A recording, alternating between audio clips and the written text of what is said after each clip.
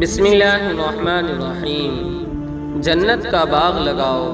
فرمان رسول صلی اللہ علیہ وسلم، معراج کی رات میری ملاقات ابراہیم خلیل اللہ علیہ السلام سے ہوئی تو انہوں نے فرمایا، اے اللہ تعالیٰ کے حبیب صلی اللہ علیہ وسلم، اپنی امت کو میرا سلام پہنچائے اور انہیں میرا ایک پیغام دے کہ جنت کی مٹی بڑی زرخیز ہے اور جنت کا پانی بہت میٹھا ہے اور وہ صاف میدان ہے، لہٰذا جنت میں زیادہ سے زیادہ باغ لگاؤ اور جنت میں باغ لگانے کے لیے خوب پڑھو سبحان اللہ والحمد للہ ولا الہ الا اللہ واللہ اکبر ولا حول ولا قوت الا باللہ۔